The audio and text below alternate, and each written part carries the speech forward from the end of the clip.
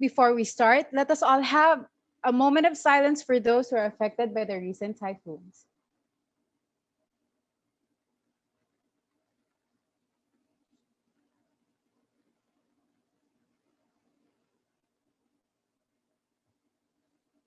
To formally start, good afternoon, everyone, and welcome to A Twist of Fate.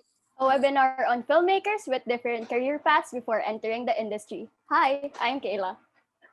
And I am Danica, your moderators for today. Before anything else, the program flow is as follows. First, we will be having the opening remarks, then the introduction and presentation by our speakers, following the question and answer portion of this webinar and giving of certificates. Of course, we would be having our closing remarks and the photo op with our guest speakers. For our opening remarks, we would like to call on our class advisor, Ms. Rian Hill Soriano, who has helped us, the class of OD Alum 2, in every step of the way in making this webinar possible. Thank you. Good day, everyone. Thank you for gracing this webinar organized by my History of Philippine Cinema class under the Digital Filmmaking Program of De La Salle College of St. Benilde. On behalf of the film department, I would like to thank our dear speakers for being part of this, filmmakers Monster Jimenez, Gerald Tarog, Dan Villegas, and Carl Chapes. We would also like to acknowledge the presence of our colleagues from the academe and the film industry who are here with us. I also see here our dear chairperson, Director Joey Reyes, my co-faculty from the filmmaking department, Tamer Sanchez, and I also see filmmaker Richard Legaspi in the participants list. So maraming salamat sa pagpapaunlak sa aming imbitasyon. This is our class final project, and it aims for students to engage in film dialogue and raise issues about specific topics in Philippine cinema. This serves as the culmination of their learnings for the term, and I would like to take this opportunity to commend the class for successfully mounting this webinar despite all the challenges in our current state of affairs. We hope that this endeavor can contribute to both the academic community and the film industry in our own ways. At this point, let me briefly share how we came up with this topic. The class was given time to pitch for potential topics. Then they voted as a class, and this was the topic that got the most votes. With regards to the topic, let me also briefly share how it developed as we discussed it in class. As most of you in this webinar are student filmmakers and film industry practitioners, let me say that we owe it to ourselves to know how cinema developed and how we should be grounded on our own film history. When we want to be part of something, we research, we try to know more about it, we try to understand it. In learning about our own history, we better understand why our cinema is what it is and learn from it. In knowing and appreciating our roots, we can build a better foundation in telling genuine stories that understand the Filipino psyche. We will be better equipped in handling the intricacies of the art and the business of filmmaking. It is an honor to know cinema's past because we love cinema. In learning the ups and downs of Philippine cinema, we acknowledge the issues and the problems of the past, as well as celebrate the milestones and successes of the past. And in so doing, we learn from them. Learning from film history is more than remembering names and dates. The most essential things are for us to understand the values of the contributions made by those names and the significance or impact of the happenings in those dates. We have to both critique and respect our history so that we can make things better for the present and the future. Understanding our history also means learning from those ahead of us from years and decades ago, and those who are already part of the industry today. It is a privilege to learn more about the experiences of those who came before us. And with this, we build more connections, we nurture our sensibilities, and we become part of the bigger picture in our own way. As the next ones to contribute to our Filipino heritage, we hope that this webinar can inspire you, young filmmakers, to become socially responsible artists and storytellers who have clear goals in how you want to pave your own path in the industry we all dearly love. The challenges of our present and our future are very much palpable these days. These times allow us to have a more introspective look into the present and the future of our industry. For instance, how how film how film viewing is now evolving from something primarily communal as experienced in theaters to something more personal as experienced at home and in mobile screens. There are actually a lot of issues and concerns as follow up to this. As we try our best to struggle and thrive right now, we must be able to discern what is important, what is relevant, and what should be done. We raise issues as necessary, and this is part of this webinar's advocacy. Aside from our passion and dedication to make films, I believe we are also duty bound to help our industry by raising the issues that need attention, as well as celebrate the successes of our fellow film practitioners. It would be great to hear from our dear speakers, as they surely had ups and downs in their own filmmaking path. And I'm sure the young filmmakers who are just starting to carve their own paths right now will learn a lot from them. So to cap this, let me say that all of us in this webinar are facing a new chapter after the celebration of the first 100 years of Philippine cinema. So cheers to all of us. On that note, I am very much looking forward to the discussion in this webinar, and thank you very much.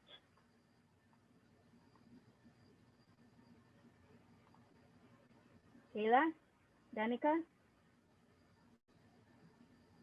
Thank you, Ms. Rian. And um, we would like to acknowledge the presence of Direct Joey Javier Reyes, who is with us right now in this webinar. Oh, do I say something at this point? Okay.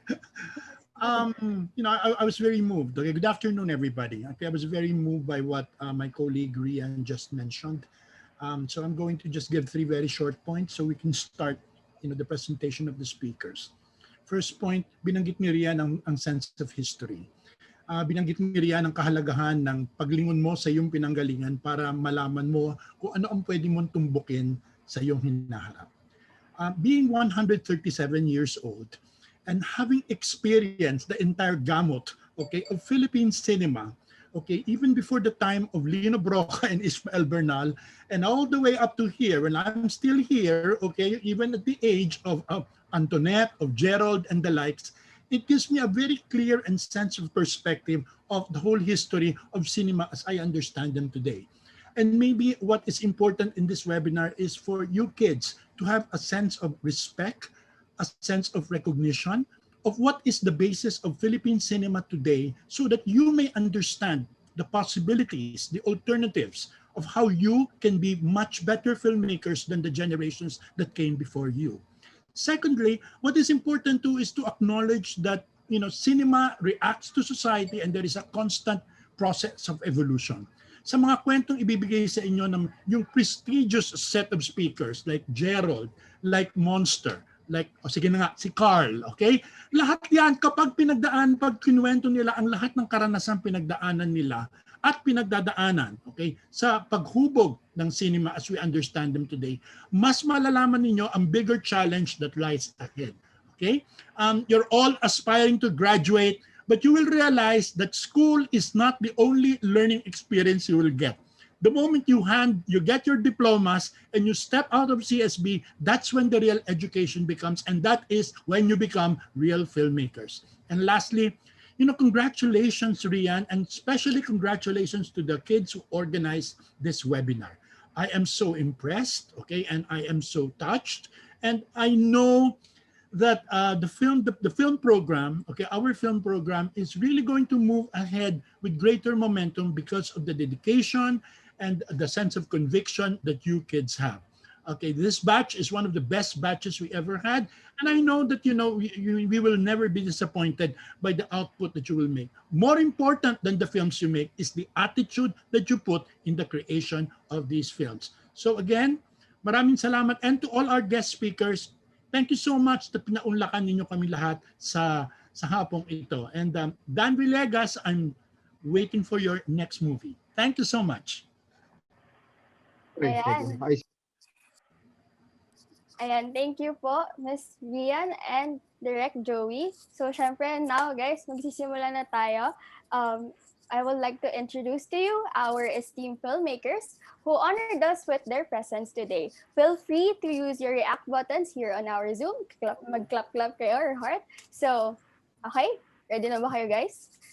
For our first speaker, you may know him from his works, General Luna and Goyo. He is a director and a composer. Please welcome Direct Gerald Tarog. Hello. Ako pala una, hindi ko alam. So do I speak now or do you introduce first? Introduce first po. Okay, hello. Hi. For our second speaker, she's a producer and a writer known for the film Big Time and Kano, An American and His Harem, a documentary film which she directed. Please welcome Direct Corinne Jimenez, also known as Monster Jimenez. Hi, everyone. For our third speaker, he is a writer, producer, and a director who is known for having the Best Thesis Film and Best Short Film at Cine Filipino Film Festival in 2015. A graduate of our very own College of St. Benilde AB Film, Direct Carl Adrian Chavez.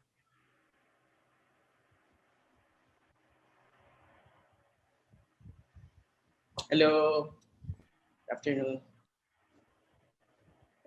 Especially not the least, he is a well-known director, producer, and cinematographer, known for his works such as Hintayan ng Langit, Changing Partners, and many more. We would like to welcome Direct Dan Villegas. Hello guys. Kamusta? So ayan, I'm sure you are all familiar with our guest speakers today and excited na kayong marinig ang journey nila. So, Danica, sino ang ating first presenter? Well, for our first speaker, we have Direct Gerald Tarog. Direct. Talaga ako yung inuna. Just like my history is wonky, medyo wonky rin yung internet ko. So if I drop out in the middle of this, sorry na lang. Okay, so I have to talk about where I came from, right? Yun yung idea. I actually naisipan ko lang mag-film way into college na. So it's very late. I think I was already in my 20s. Matagal ako nag-college, 7 years ako sa college. Pero bata pa lang ako, music talaga yung pinaka first love ko. I was a pianist and a drummer. Maliit pa lang. But I was also making up stories. I did my own comic books and whatever. Tapos at some point, naiwanan ko siya, yung storytelling. And then I was just focused into music all the way through. And then my first course in college was agribusiness management kasi hindi ko alam kung anong gagawin ko sa buhay ko. So yun na lang yung kinuha ko. And then I was a very lousy student. Mas interesado ako magbanda-banda. I was playing drums for a rock band that time. Tapos one day, basta pinagbabagsak ko na lahat ng mga subjects ko. And then tinawag ako ng accounting teacher ko one day sa opisina niya. Tapos sabi niya, hindi ka pang agribusiness. Mga ganun siya sa akin. Tapos sabi ko, well, totoo naman. So around that time, naisip ko, why not music since I've been a musician since I was a kid. So lumipat ako ng Diliman. Nakapasok ako surprisingly sa College of Music kahit hindi ako naghanda sa auditions. And then from a very lousy student, I suddenly won scholarships. Well, isang scholarship. And then I was like acing my subjects for some reason. Medyo nagulat ako doon. And although I was still like dropping some subjects, the funny thing is I was learning more when I was not attending classes because I was spending like 2 to 3 hours in the library listening to music, etc. Now, yung transition ko to film is actually kind of complicated. Pero the simplest way to tell that story is I was a composition major and yung mga compositions namin was sort of bordering on theatrical. So meron siyang narrative, parang ganun. So, and then yung College of Music, katabi niya yung film center sa UP. So pag wala akong classes, I would go watch movies there. And then naisip ko, but parang pareho yung music tsaka film. Pareho silang time-based. It starts at 0 seconds and then ends at some point in time. Tapos pareho silang may structure, may dramatic structure. So naisip ko na, parang feeling ko kaya ko gumawa ng pelikula. And I was already, I think, mga second or third year in my being a music major. Doon ako kumuha ng mga excess units for film. Hindi siya credited kasi sobra na yung units ko. Pero I took up film theory, etc. And then soon as I graduated, I went straight into doing musical scoring for commercials and films and etc. And then pag hindi ako nagtatrabaho, doon ako gumagawa ng short films on my own. I didn't take up any production classes while I was in college. So yun, humiram lang ako ng camera sa boss ko and then I invited my friends to act. And then dahil wala akong kilala sa film industry, doon nagsimula yung trend na I was doing things on my own, editing, writing, and of course doing the music. Hindi dahil sa matakaw ako at gusto ko lahat ng racket, although masaya din yun. Pero it's mostly because wala akong kilala that time and that's why I did everything on my own. So after mga 5 to 6 short films, nakagawa ako ng something na medyo hindi nakakahiyang ipakita sa mga tao. That would be a short film called Carpool. And nanalo siya sa Gawad CCP. It was a short film na contest. And then from that point, one of the judges there was Ronald Arguelles from Cinema One. I-invite niya akong mag-submit ng script for Cinema One. That was around 2006 or 7. Nagsulat ako ng script based on this Sinulog documentary that I did the previous year. Dun lumabas yung Confessional, which was my first film, and nanalo siya ng a lot of awards in Cinema One. And then it was pretty much downhill from there. Pero yun, so halos every year or every other year, gumagawa ako ng pelikula, mostly looking for producers or joining festivals, etc. Until we got sort of I got lucky with General Luna kasi sa utak ko, feeling ko hindi ko siya magagawa ever. So parang the script was there and then kinilamutan ko na, and then after mga 2 to 3 years, biglang may tumawag sa amin, sabi may pera na raw. Ayun. So, ayun, from that point, it has been one sort of wild and confusing ride ever since. Shifting from small budget films to probably, sabi nila Goya was like the most expensive film ever, so maybe that's true. So yun, so parang naranasan ko na yung pinakamaliit na crew, which was Confessional. 7 lang kami na crew doon, 3 pa doon artista. I mean, humarap sa camera, hindi professional actors. And then we did Goyo, which was like, it had a budget of like 200 million plus. And then, and then a cast of almost thousands. And then we shot for 60 days up in the mountains or whatever. So yun. Yun. And then, well, sa ngayon, wala akong ginagawa. Na-cancel yung Darna. Pero kung gusto nyo ng chismis sa Darna, pwede akong magkwento mamaya. Basta hindi labag sa sa NDA ko. Pero yun. That's as far as I can say with regards to my journey in a nutshell. I think kung may questions kayo later on, mas makakapag-expound ako about it. Ayun na. Thank you. Thank you, Direk.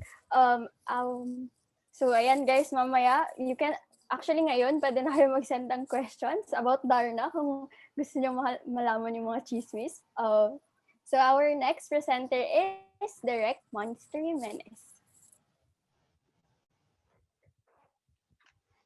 Gusto ko ng chismis ng Darna mamaya.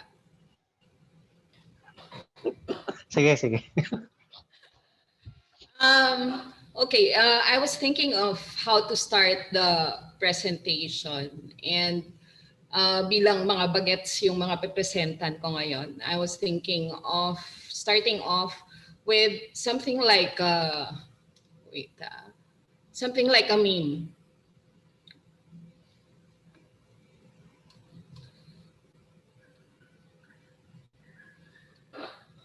Yun.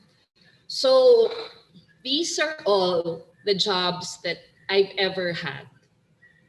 But one of them is fake. So can I see in your chat groups, ano sa palagay nyo dito, yung trabaho na never ko pang nagawa?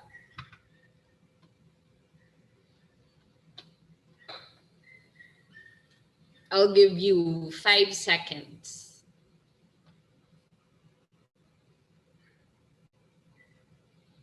Although hindi ko kayo makita.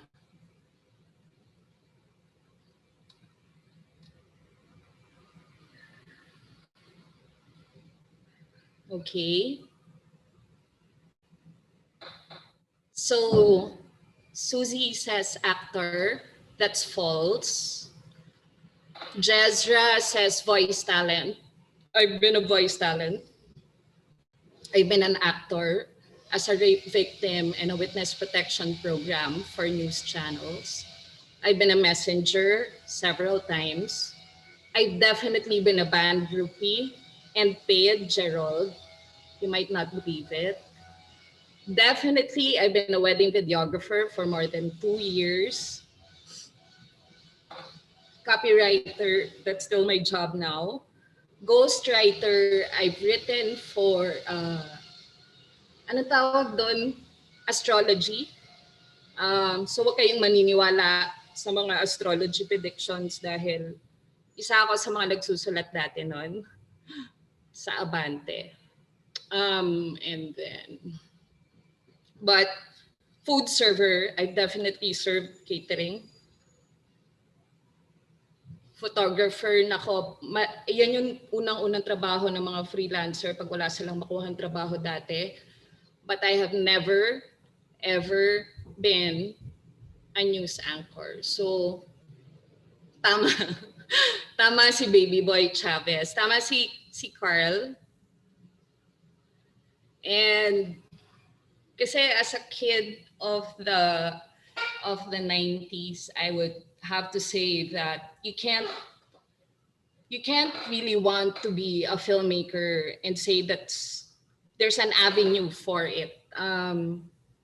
Especially at that time. Ang talagang tinitingala namin noon was, well, si Direk Joey Reyes, Carlito Sigyon Reyna, Ishmael Bernal, Mike De Leon, Marilu Diaz Sabaya, and that's it. Meaning, hindi lalagpas ng 10 pangalan yung mga filmmakers na pwede namin tingalain, and it sounded impossible. It really didn't feel like it was an actual career. Kinailangan namin siyang gapangin in a sense, and I was lucky enough to have a mentor. I consider Doy Del Mundo as a real mentor in the sense that he gave me my first job, which is I've always wanted to be a journalist. Yun talaga yung dream ko. So ever since, even in college, doon ako naging band groupie. I had to do summer jobs for an event group. Tapos sabi nila magiging writer for the concerts and stuff like that. But as it turns out, tagagising lang pala ako ng mga band members. And then after that, we also had to serve food for them. So that was my job, as it turns out, in between when I was in third year college and 4th year college.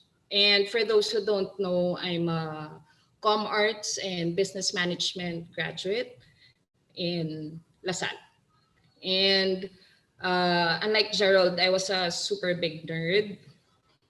I was in one of those weird programs ng LaSalle. I think it was the last batch where we were the honors program. What does that mean?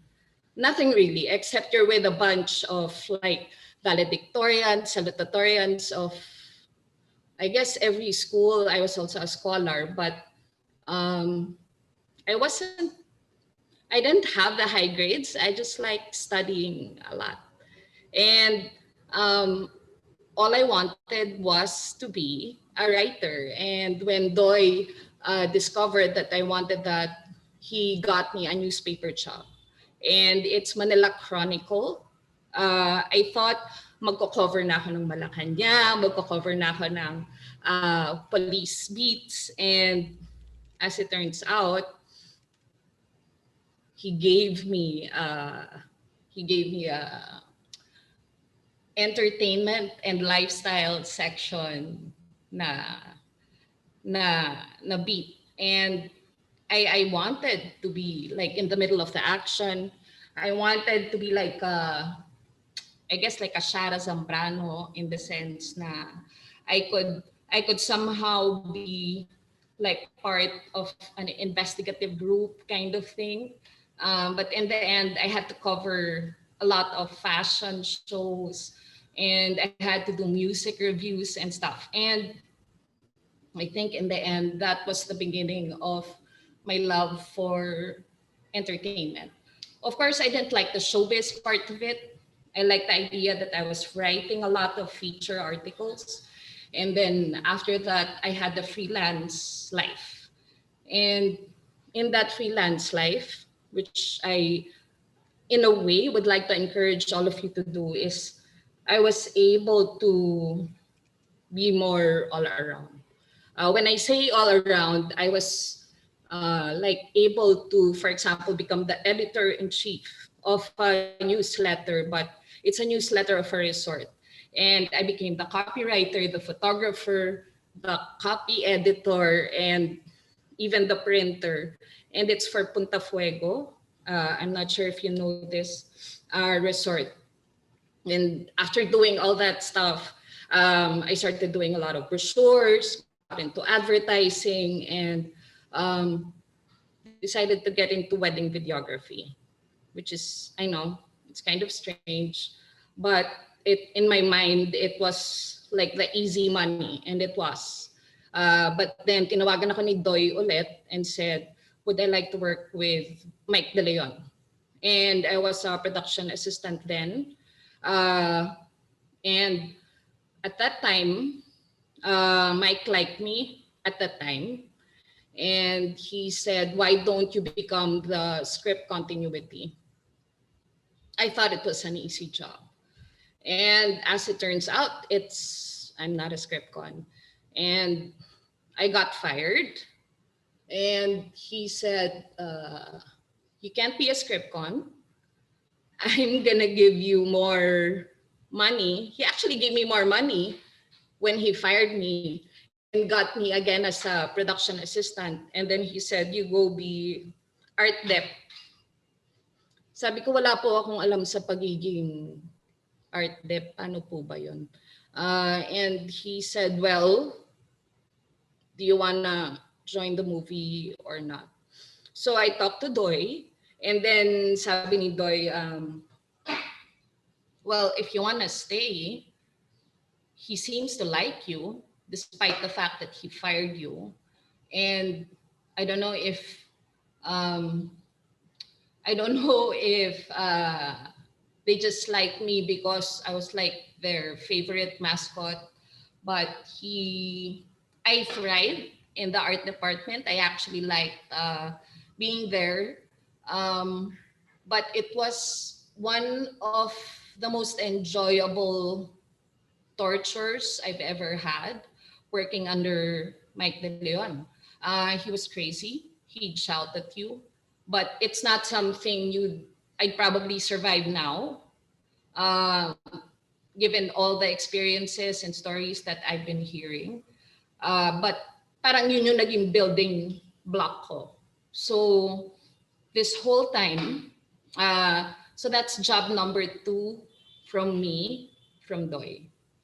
And so I finished Bayaning Third World. It's not my favorite Mike De Leon film, but it did show me a process that I was definitely not familiar with. And it shows how, it showed me how movies can be made in different ways. And then, like I said, making movies, especially at that time, it's not as pointed or as determined as it is now. And that's when we stumbled into Cinemalaya. Um, and after doing all the wedding videos, I have to admit I got sick of it. I don't even believe in marriage. I'm not even married. So I was like, what am I doing? Um, that whole time I was still writing, and I actually enjoyed the idea that um, I can write, make money, but I needed to find like-minded friends. And I think that's the point of schools, in the sense na that's where you find your real connections. That's where you'll see, especially schools like Benil or LaSalle, Ateneo, UP. I mean, all the universities, in a way, that's where you parang make your real connections. Eh.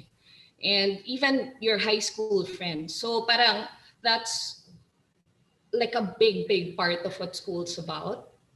And so we put up Archeo Films, and naging partner ko si Joel Ruiz and Margie Templo, who was from UP.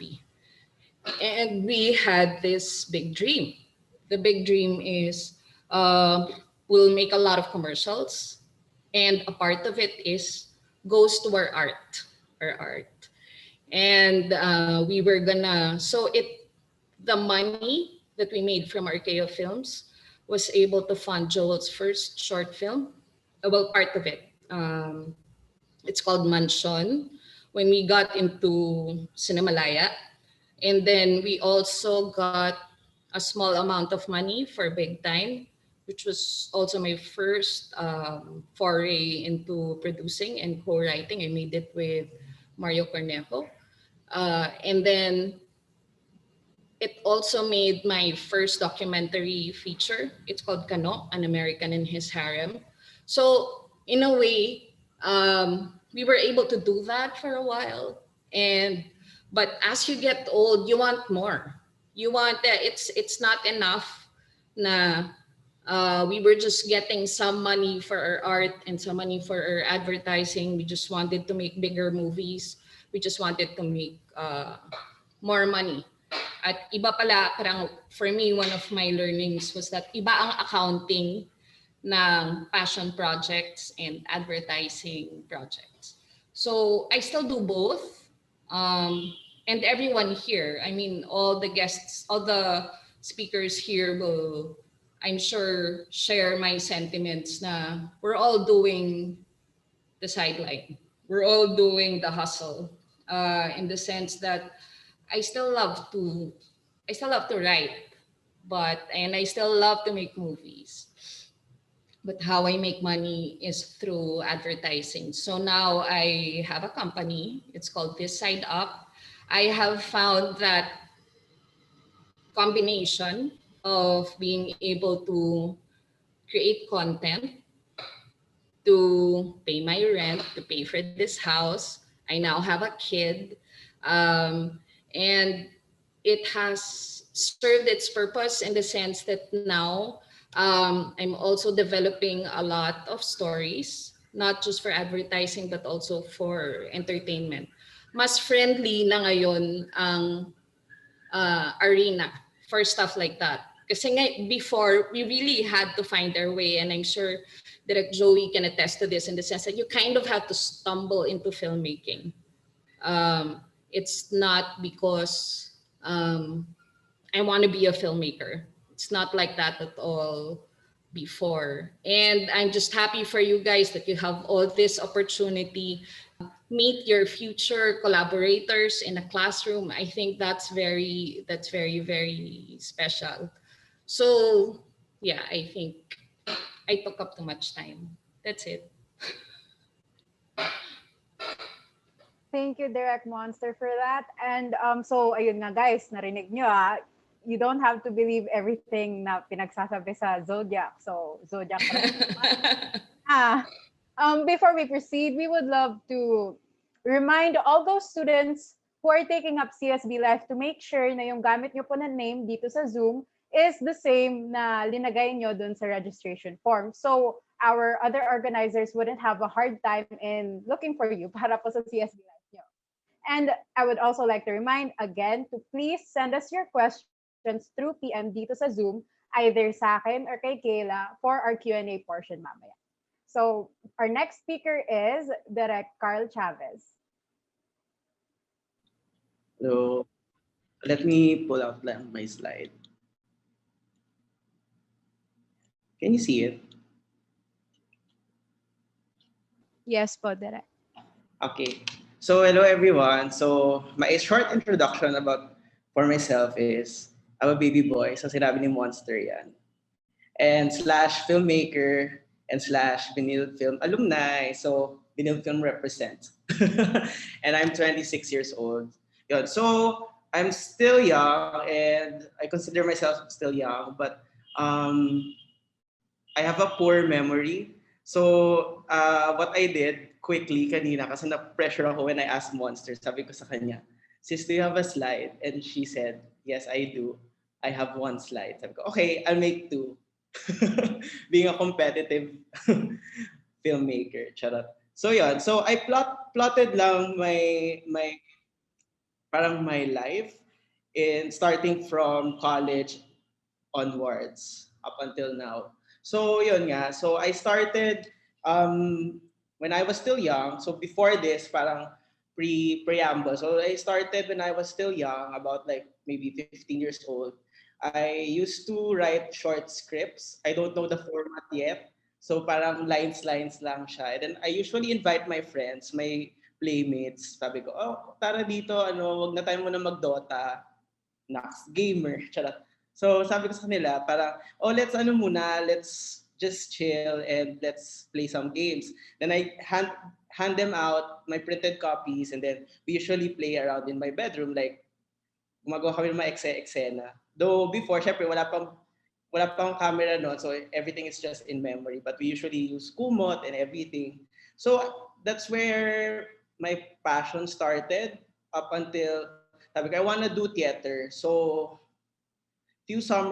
parang mga summers ko when I was still a teenager, parang I enrolled myself in mga sa ibang theater, mga acting workshops sa schools namin, ganyan, mga painting classes, ganyan, trying to immerse myself in different art forms. Yun. So when I graduated high school, sabi ko I wanna study in art school. And uso pa yung Tumblr noon. So sabi ko, "Oh, I wanna study in that white building." Tapos sabi ko, "Shit, gusto ko mag-aral diyan and be an artist." But little did I know, ang dami palang courses sa SDA na parang arts kasi it's an art school. So I have to choose one only. So I chose film and MMA. Tapos quick story lang, nung nag-enroll na ako, so processing the EAF and everything, the IDs, physical examinations, ganyan. Nakalagay dun sa EAF ko, MMA. Sabi ko, "Oh my God, hindi to yung first choice ko. Film yung first choice ko." So sabi ko, parang my destiny. When I entered during first day of school, MMA yung course ko, then I had like 2 terms being an MMA student. Tapos yung nag-trigger sa akin to shift talaga was when I was eating in SDA, in 12th floor cafeteria. Tapos ang daming film students na nag-shoot. Maybe Digifilm 1 ata nila yun. And I was like, "Oh, I wanna do that. They're so cool." So, then I shifted. So, nung time na yun, si Jag pa yung head. Tapos, I remember, Jag asked me, "Bakit ka mag-film? Walang pera dito." And I told him, maybe magkakaroon ako in the future. But for now, I just wanna learn. So, awa ng Diyos, nakapasa naman ako ng pag-shift. Then, yun yung journey ko towards where I am now. So, I'm so happy kasi like this, maraming opportunities yung being a vinyl film major to immerse yourself with a lot of things, especially when back in the day, during my batch, si Edka Bagnot, we were in-immerse niya kami to different film circles. So we went to Cinema Region in Cagayan. Then we organized something like this, yung Filmmakers in Focus. And then we organized also CinesB, yung parang film festival. I don't know if meron pa, but before we organized that, the second year of that CinesB. So from there, ang dami ko na-meet na filmmakers, different filmmakers, regional, then the commercial directors, and then yan sila Sigrid, I remember sila Sigrid, sila Dodo Dayaw, sino pa ba? Sila Zigdulay, yan. So back then, I was the head of the CinesB group. And then I'm also in charge with the curation and hospitality. So being a Bibo kid, lagi ko silang chinichika, parang, oh, how's life sa being a freelance filmmaker? And then sinasabi lang nila lagi sa akin, walang pera dito. But it's fulfilling. So sabi ko, oh my God, mag-shift na ba ulit ako? Kasi sabi ko, parang hindi ko naman carry na mag-film kasi hindi naman kami sobrang yaman. So, but sabi ko, sige, paninindigan ko kasi I always believe that if you have passion for what you do, you will succeed eventually. So, pinush ko ng pinush, and then eventually yan, mga Digifilm 1, yung mga Digifilm 2, up until, luckily, napunta na ako sa thesis film. And I'm so honored nga na si Miss Rian yung mentor ko that time. She was my thesis mentor. And then I remember she told me, your thesis is one of a kind. Litaw na litaw yung boses mo. And super naalala ko siya because I remember na parang, oh my God, parang film is really about you, what you wanna tell, and kanino mo siya gustong ikwento. So yun, nag-thesis ako, then ako yung quote-unquote best thesis noong time na yun. Though wala naman kasing award, pero parang for bragging rights, sinasabi lang ng mga mentors, oh, ikaw, you got the highest score. So sabi ko, okay, I'm the best thesis. So eto na. So, after graduating, sabi ko, saan na ako? Hindi ko alam paano magsimula. So, I remember may opening sa isang production house. I did internship for a commercial. Then, sobrang hirap nun. I remember that time I was driving to that production house and I was crying. Sabi ko, bakit ganito? Bakit ako taga-stapler lang ng mga decks? Bakit ako taga-prepare ng mga tubig ng mga clients? Sabi ko, yung parang after graduating kasi may mga ego ka pa, di ba? Na parang I'm the best thesis, I was a scholar, I didn't pay for anything, I got highest, I'm an honorable mention. So yung mga ganong egos na parang, and now I'm doing these dirty works. Then eventually I realized, maybe it's just a phase. And parang ang paniniwala ko nun, you should be the best person for that job. Kung ano yung ginagawa mo, kailangan ikaw yung pinakamagaling. So I remember that time, tinandaan ko yun na, okay, yung deck, kailangan nakalagay na siya sa folder, kailangan ganyan. So sabi ko, kailangan ako yung pinakamagaling na PA for that commercial. But may mga hiccups, may mga frustrations, so I decided to leave. And then I did PA works for films. And then yun, so mga mahihirap, mga sobrang hirap nun kasi wiyatan, and then mga ganyan. So yun.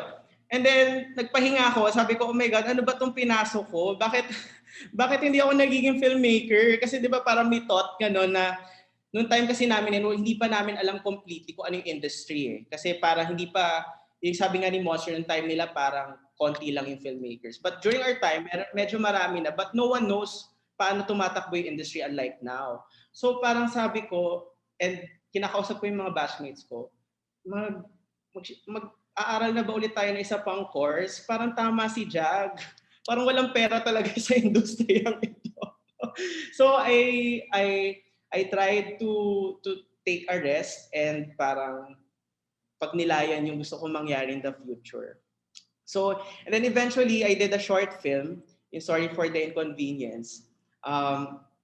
Sabi ko, I wanna do what I want to tell. And then from thesis film, gusto ko i-challenge yung sarili ko to create something na sabi nga ni Miss Rian, kung ano yung boses ko. Then I created this short film, Sorry for the Inconvenience, na side by side, nagka-hustle din ako being an AD actually I've worked with Dan being his AD and scriptwriter. So yeah, naging AD ako, ganyan, and then scriptwriting work. Then eventually, yung short film ko, parang siya yung naging pass ko to the industry, quote and quote.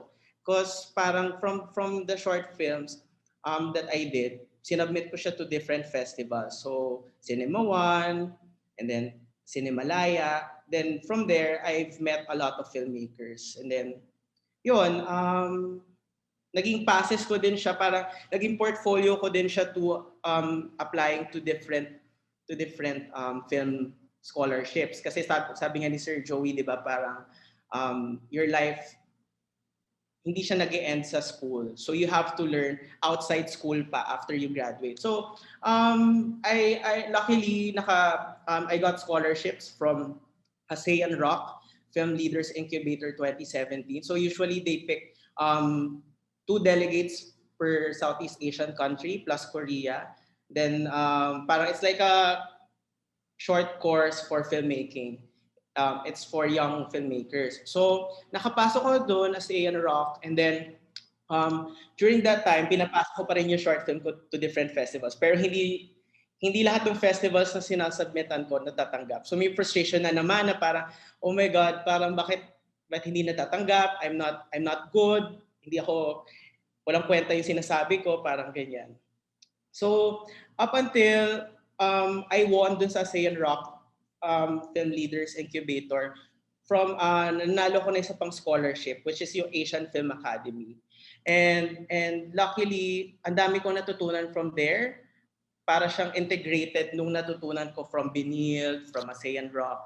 So from Asian Film Academy, it really helped you to discover what you want to do, and then parang who you are as a person. Kasi parang what I've learned from that scholarship, kasi being a filmmaker, you should be a human first before a filmmaker. So bago ka gumawa, kailangan ka maging tao bago maging filmmaker.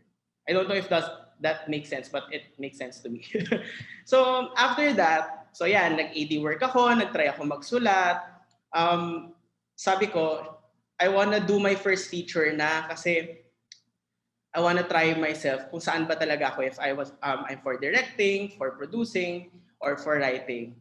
But as I developed my first feature film, naghanap ako ng material. Parang bumabalik lahat ng mga bubogs ko in life. Sabi ko, oh my God, parang ayoko na siyang gawin kasi feeling ko ang pangit nung ginagawa ko. So, I rested for a year. Sabi ko, pag nilayan ko muna. So, naubos lahat ng savings ko because I stopped working in film for a year. But I think that's the best decision I've made so far. Being at the backseat and just calibrating yourself kung nasan ka sa industriya. And then, yun, after that, may pumasok na producing job. And then, recently sa pandemic, I was humbled to do an initiative called It's Lockdown Cinema Club with a lot of filmmakers. So it's with, we curated short films, like short films of Direct Gerald, si Monster, and then works of Direct Dan as well. And then other filmmakers. So yun, and then, up until nung recently this pandemic, sabi ko, I wanna create na because it's really now or never. So during pandemic, I developed this project, my first feature film, which is actually still in development. I'm still writing. Dan is my producer. So it's in the title is Sad Boy. So right now I'm submitting it to different film labs. I'm developing it right now sa Singapore International Film Festival, CLAB. And then and then an opportunity came in. I got a full-time job. I'm now the head of advertising and promotions of Black Sheep. It's under ABS-CBN Films. So it was a crazy ride. So sorry kung di-list down ko siya lahat kasi my memory is poor, and then baka yung maging discussion ko parang sali-saliwa.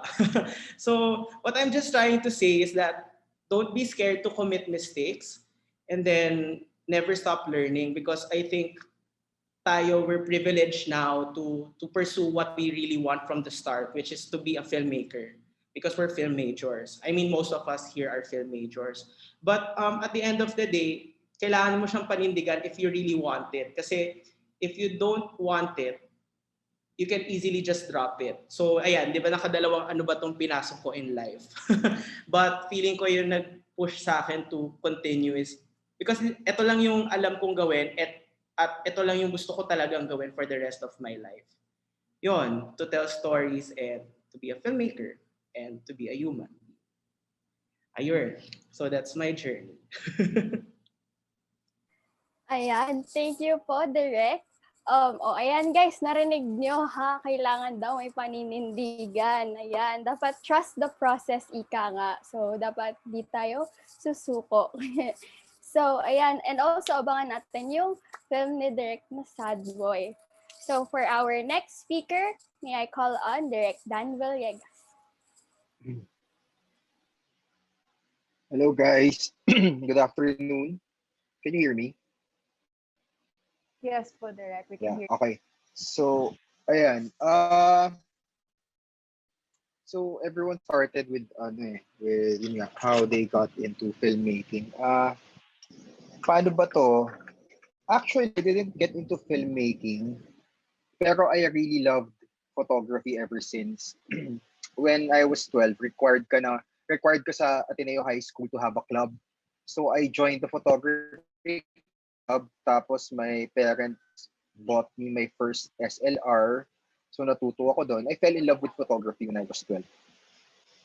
Cut to, nung pipili na ako ng course nung college, classic story, na yung parents mo wanted you to become a doctor.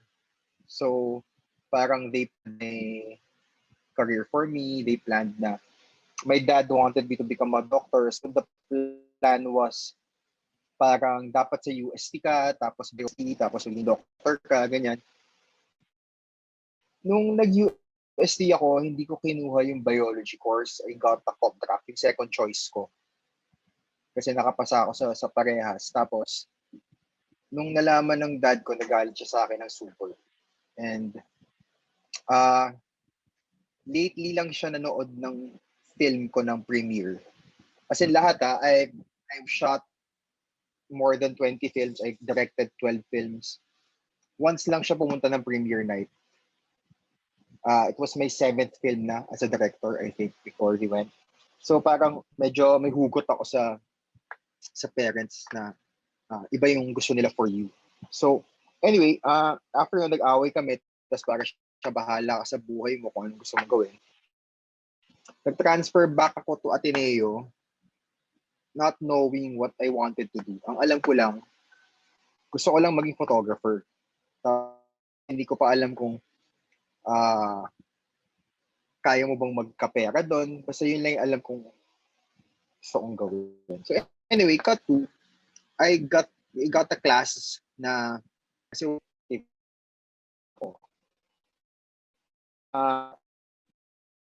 for advertising directing. Tapos there, I found out na meron palang director before walang alam sa film. Ang pinapansin mo lang naman sa credits yung action,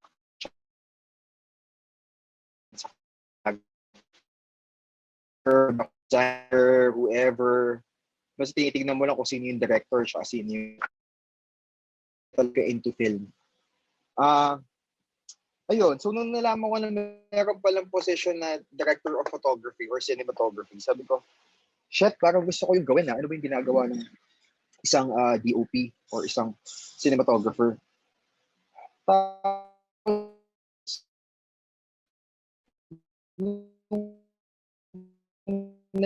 Nalaman ko yung ginagawa niya, yung responsibilities niya of taking care of the movie. Actually, nung junior ako, kumuha ako ng isang directing class under kay Direct Marilu. Tapos, kasi parang every batch, she selects a couple of students para maging apprentice niya. Sumama sa mga shoots niya.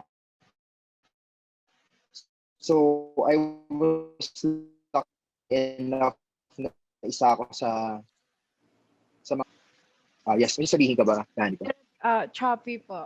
Yung ano lang po. Choppy po kayo. Direct.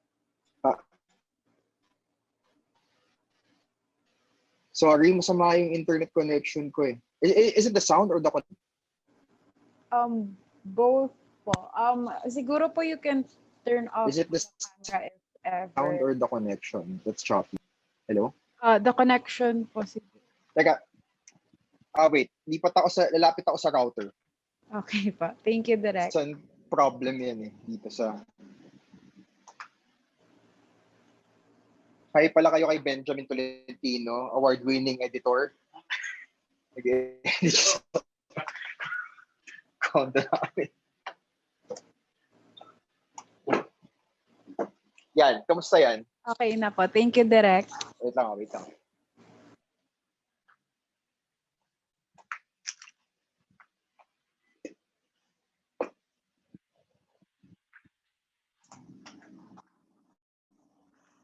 Yan, sorry, nasa na ako?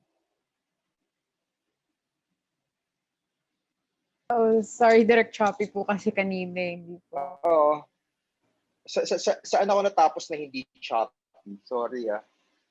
Doon po sa... Which part? Marilu Diaz Abaya. You were under Marilu Abaya.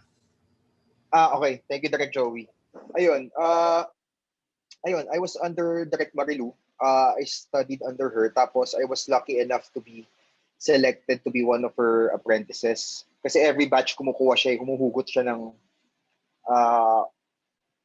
couple of students para maging apprentice niya. Tapos ayun, swerte ako na isa ako sa mga nakuha niya. Tapos after a year under her, na-realize ko na I need to learn more about cinematography. Na directing wasn't really for me. So, nag-apprentice ako kay Odyssey Flores for less than 3 years. More than 2, less than 3 years. So, kasama niya ako sa lahat ng shoots niya. Pelikula, commercials, nagawa kami ng TV. Tapos, ayun. Tapos, eventually, nag-intay ako ng break ko. Tapos, papasalamat ako kay Lord. May mga nagbigay ng break sa akin as a cinematographer. Una sa music videos muna. Binigyan ako ni Quark, ni Direct Quark, Hinares ng break sa music videos. And then after nun, nag-TV ako. I shot Project Runway Philippines. Tapos nag-soap ako for ABS. Ayun. Tapos, nung 2009, yun yung one of the worst years sa career ko. Kasi for some reason, ang problem kasi pag cinematographer ka, kapag wala kang director, walang working director mo, wala ka ding work. Nakatenga ka lang. So yun yung year na walang kumukuha sa akin. May mga directors ako na nag-migrate na or stop directing, ganyan. So naisip ko, sino ba yung director na ang first priority niya as cinematographer ay ako? Eh, di ba ako din? So that's why I submitted my first feature film sa Cinemalaya, which was Mayuhan. Thankfully, nakapasok. I did my first feature. After that, dahil sa cinematography noon, my ex was working for Star Cinema at that time. Tapos, Direk Cathy Garcia Molina was looking for a cinematographer. Tapos, yung ex ko, sinabit yung reel ko sa kanya, sa Star. Tapos, pinapanood yung feature film ko, nagustuhan nila yung gawa ko, yung cinematography ng film. They asked me to do an interview. And I was the 5th choice, by the way. Singit ko lang, yung mga kids kasi ngayon, pag hindi sila first choice, sobra silang offended. Na, hindi naman ako yung first choice, hindi ko nalang tanggapin tong project na to. Hindi ko nagigets. Kasi before, parang kahit ako yung 5th choice or 3rd choice, wala na akong pakialam eh. Si Direk Joey ba to? Direct si Tets, producer sa Star before. Ayun. Anyway, ayun. So, ano tawag dito? Ayun. So, naging DOP ako ni Direk Cathy. Tapos, dahil naging DOP ako ni Direk Cathy, eventually, naging director ko si Direk Joyce. si Binibining Joyce Bernal, tapos naging director ko si May Cruz. Tapos for some reason, ang mga kumukuha sa akin, puro babaeng directors eh. Walang kumukuha sa akin na guy directors. Halos lahat ng directors ko are either women or gay guys for some reason. At kasundo ko sila. So yun. So I was a perfectly happy cinematographer nung time na yun. Tapos naging director ko din si Tonet, naging director ko din si Irene. Kumbaga wala akong reason to direct talaga. Kasi okay yung career ko, hindi ako nauubusan ng shoots. Okay naman ako financially, and I was perfectly happy with what I'm doing. Just being a cinematographer. Sobrang love ko yung pag-shoot. Cut to, we were shooting Beauty in a Bottle. Tapos, ano tawag dito? Dumating yung producer namin, si Attorney Joji Alonso. Tapos kausap si Tonet, sabi niya, gusto ko sumali ng MMFF. Baka may story kay John na nakabangko. Meron kaming concept ni Tonet. Ginawa namin, hindi pa kami, as in years before, nililigawan ko pa lang siya. Ang title, Taglish. Taglish pa yung title ng time na yun. Taglish. Tapos, it was supposed to be a concept for GMA7. Anong name nitong Thai actor na to? Pero some Thai actor and one of their actresses. Tapos tinanggihan nila. Hindi nila kinuha yung concept. So, nakabangko lang to sa laptop ito. So, anyway, cut to. Nag-ahanap si Attorney Joji ng concept. Sabi ni Tonet, bakit ayaw mo gawin yung Taglish? Diba? Na MMFF na film. Sabi ko, sige, isali natin. Kaya lang sino magdi-direct? At that time, Tonet was already doing Tadhana, Relax, It's Just Pag-ibig, and Beauty in a Bottle all at the same time. So kung dadagdag pa ikapat na pelikula, hindi niya na kaya gawin. Tapos, sabi ni Tonet, ayan si Dan, tinuro niya ako, nagsiset up ako eh. As in literal na tinuro niya, ayan si Dan, ayaw mo siya mag-direct. Di ba na-love mo yung mayuhan niya kung Sinimalaya? Tapos sabi ni attorney parang, oo nga, I love that film. Sige Dan, gusto mo mag-direct ng pelikula for the MMFF? Tapos ako parang, shit talaga, seryoso? Tapos sabi ko, pag-isipan ko po muna. Tapos kinausap ko pa sila Direct Cathy, sila Direct May, humingi pa ako ng advice. Kasi nakakatakot dito sa industriya. Nakakatakot sa industriya at alam to nila Monster, nila Jet, nila Carl na it only takes one fuck up for you to lose your career. 'Di ba? Tapos medyo pag MMFF pa, medyo big stage siya, na pagpangit yung ginawa mo or hindi siya kumita, posibleng first project, last project mo siya eh. So natatakot din ako for myself. So eventually, pinag-usapan namin, tapos parang, sige, bahala na, sali na tayo. Di kung pangit, di pangit siya. Parang ganon. So, ayun, nagawa si English Only Please way back in 2014. So after that, ayun, naging happy director na ako. Ngayon, wala na nag-o-offer sa akin ng DOP jobs kahit gusto ko pa rin maging DOP.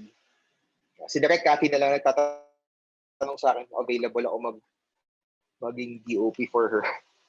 Ayun, pero lahat wala ng offers. And, ayun, cut to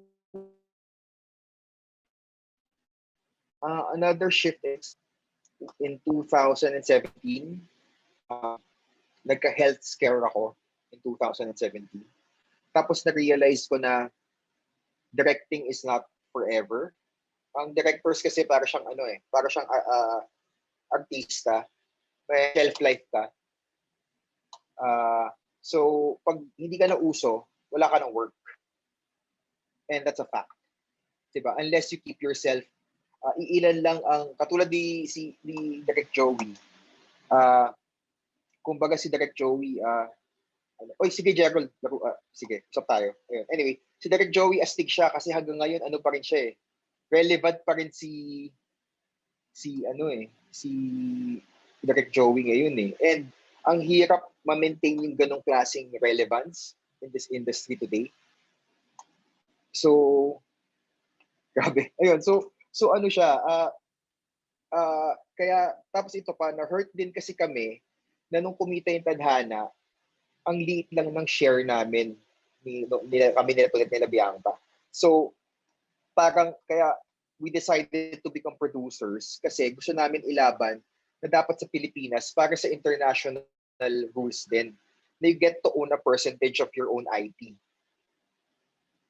Na you get the writers and the filmmakers can get to own a part of the IP of the project.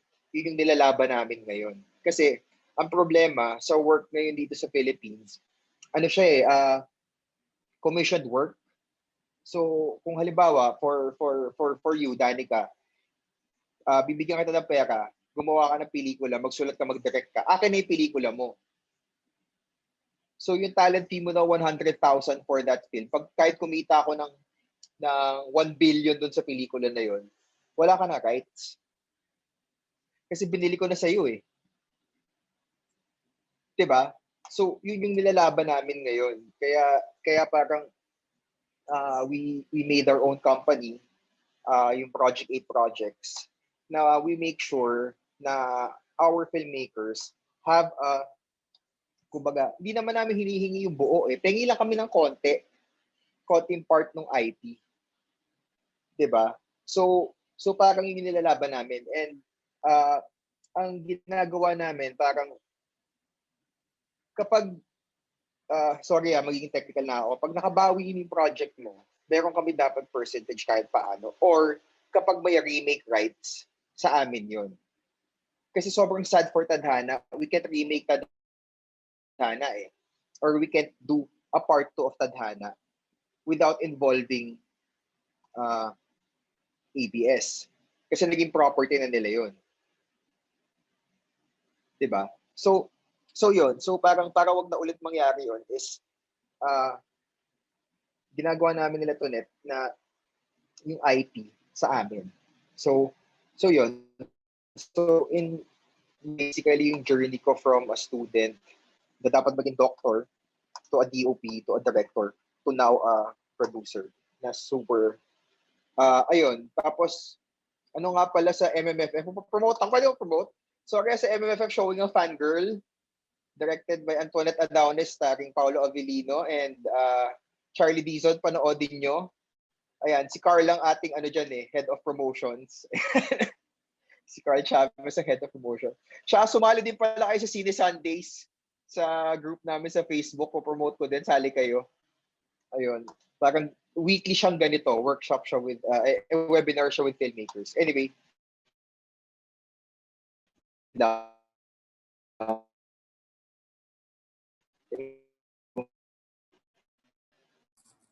Ayun, thank you po, Direct Dan. So guys, to summarize every presentation of our beloved directors, so first, kay Direct Gerald Tarog, so you have to start somewhere. It takes time. Tapos kay Direct Monster Jimenez naman is nothing comes easy and school makes connections. And kay Direct Carl Chavez naman is grab the opportunity. And lastly kay Direct Dan is that don't be afraid to take risk, lalo na kapag passion mo yung nakataya.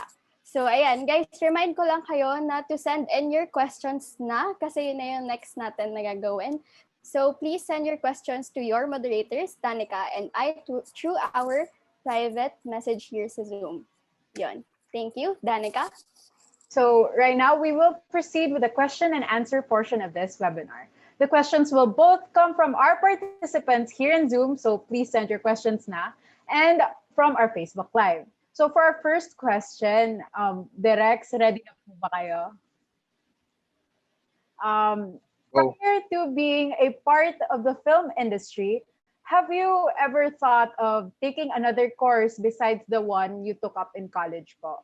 Like, do you think it would have affected your decisions in being a filmmaker today?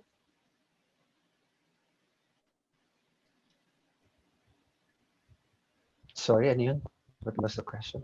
Ano po, prior to being a part of the film industry, naisip nyo po bang mag-take ng other course besides the one you took up in college? Well, From my end, not really, kasi music lang yung alam ko.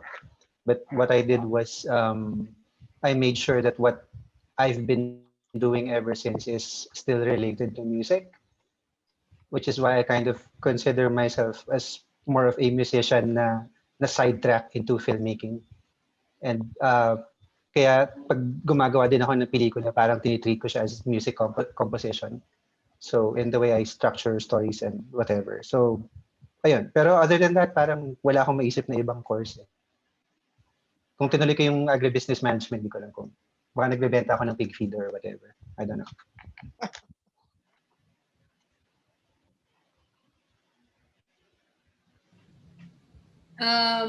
For me, actually, I forgot to mention, it's a little embarrassing when I was trying to apply for sa Lasal. Hindi ako pinayagan ng nanay ko mag-UP. I've always wanted to go to UP, but my mom wanted me to go to Lasal because I could apply for scholarship. And when I didn't know what I wanted to do, apparently I didn't check what course I was gonna take.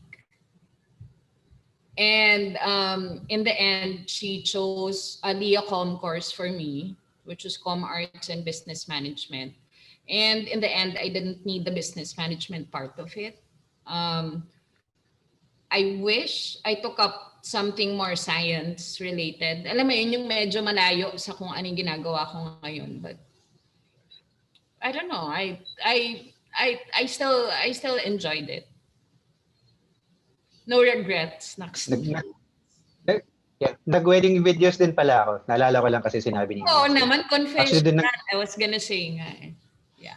Yeah, tsaka yung sana dati, kaya may wedding videographer doon. It was kind of based on my experiences. Yeah, anyway.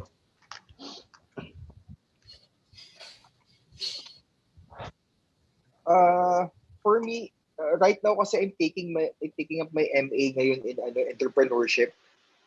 Kumuha ako ng Masters in Business Entrepreneurship kasi since naging producer ako and may company na kami ngayon, kailangan ko maintindihan yung ins and outs of the business. Kasi before, literal na wala kaming alam about contracts and accounting and operations management, yung mga ganung bagay. So, I decided na tatlo kasi kami sa company. So, ako si Tonet at si Rain. Tapos parang may isang kailangan mag-aral ng business. So, sabi ko, sige ako na lang. Kasi gusto ko din mag-aral ulit. So, I wish sana I took a couple of, kasi for me parang, yung college kasi, more than learning, it's tama si Monster when she said na it's about getting friends, getting contacts. Pero parang, agree ako sa sinasabi I forgot if it was Rian or Direk Joe who said na paglabas mo ng college, doon ka matututo ng filmmaking. And hindi requirement for me ang film course to become a filmmaker, in my opinion. Parang in some ways, it's better nga if you're not film Parang halimbawa, BS Psych ka, baka mas madaling maging actor's director kasi you get the psychology of the actor when you're directing the actor, diba? Or architecture, mas may idea ka in design or something. So yun, kasi especially now na everything's online. Diba? You can learn, you can practically teach yourself how to make films online. Tapos readily available na lahat ng mga movies ngayon. Hindi katulad nung time ko or time namin na maghahanap ka talaga sa mga pirated DVD sa No to piracy pala, pero yung time kasi na yun walang available, so pupunta ka sa suki mo sa Green Hills, tapos maghahanap ka, tapos makakita ka ng Requiem for a Dream na DVD. Solid to, si ganitong filmmaker kasi cool siya, or baka chamba ka ng isang Wong Kar-wai na DVD. Ayan, yung mga fake na Criterion collections. Di ba? Hanapin mo talaga yun May binibili ng sa Green Hills before. So yun. So, ang tawag dito, mas madali na maging filmmaker ngayon. kasi sa time namin before. And pati sa equipment ngayon parang it's easier kasi you can make a quality film now with just an SLR, diba, na pwede mo na i-project. Before, you really had to use 35mm, diba, para maayos yung projection mo. So, ayun, madami nang nagbago So, basta yun, ang bottom line, I do wish na sana, balik ako sa question na, sana may iba ako na pag-aralan ng college. Sana na nag-aral ako ng konting business. Ayun, si Direk Joey, may sasabihin daw. Dan, lintik ka. Pag nag-withdraw lahat yan dahil sinabi mong hindi kailangan ng film school para maging filmmaker, I shall hold you personally accountable for that. Okay? No, let me just give a follow-up. Well, I'm not a film major either. I'm a lit major. Okay? So, tama ka, Dan. I did not take up com arts. Okay? Kasi nung nagbukas ng com arts sa Lasal, pag-graduate na ako, puro electives na lang ang nakuha ko under DOY. No, but then I'd like to raise 2 points up. In a way, Dan, you are right, hindi ba?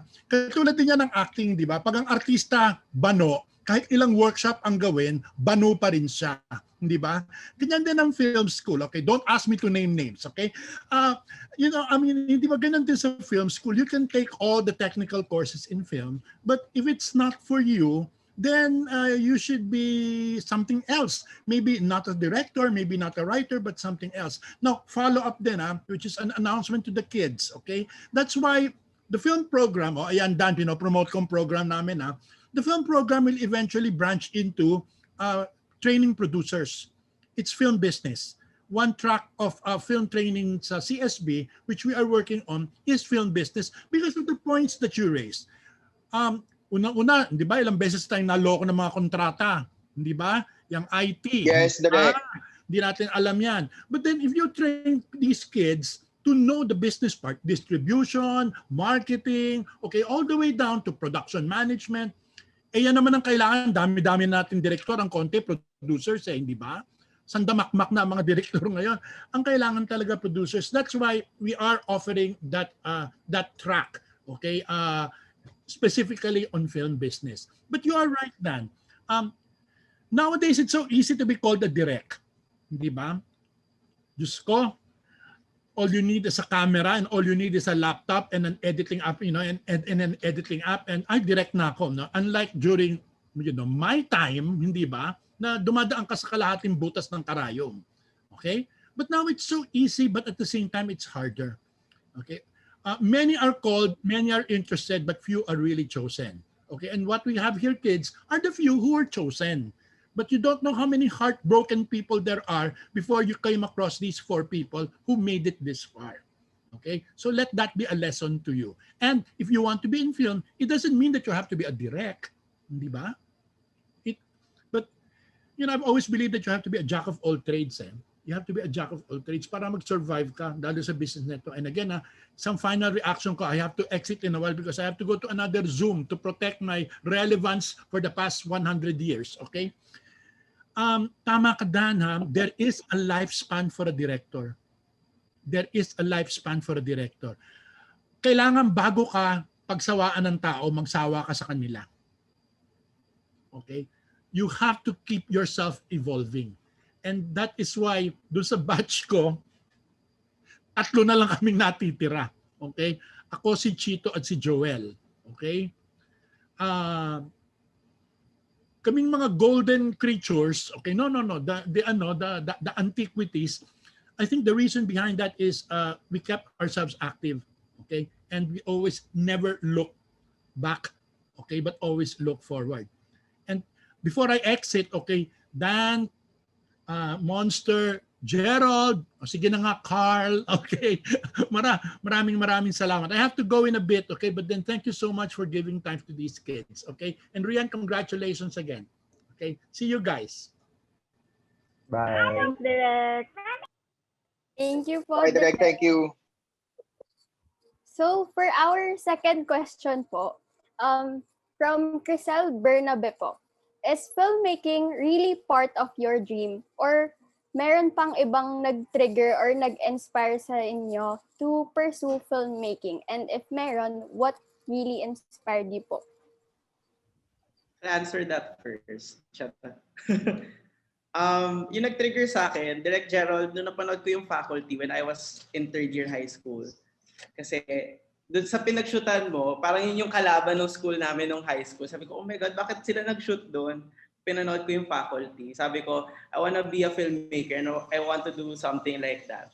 So yun yung nag-trigger sa akin nung high school na, oh, yung theater pala pwede siya din maging film. Parang gano'n. Or like, it's another medium pala to express your narrative. 2000 ano yung direct? Charot.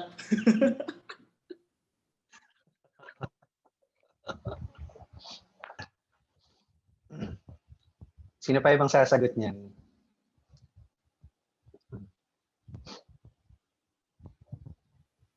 Kayo Ako. daw po, sabi ni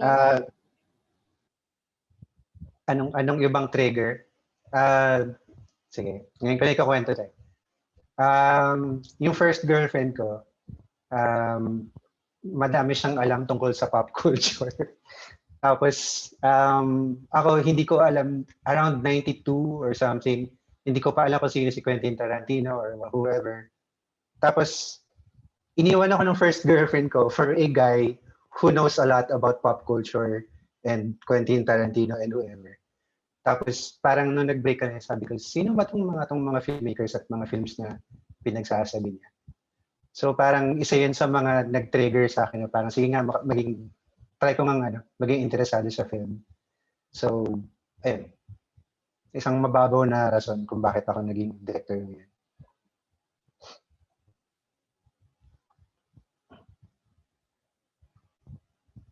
Ako na. Yung nag-trigger sa akin actually was Doy Del Mundo talaga. I keep his name keeps popping up in my life. Mainly because again, I wanted to be a journalist. I'm still trying to be a journalist, but I can't. There's too little money in journalism. So I just support documentaries and journalists at this point. So ang trigger niya sa akin is when I told him that I wanted to be a journalist, ang sabi niya sa akin, what's wrong with filmmaking? If you do filmmaking in the future, you can reach more people. And when he made me watch Kakaba, that's still in my top 10 films of all time. Parang hindi pa siya nakakabog. I'm still deciding between Kakaba and Salawahan.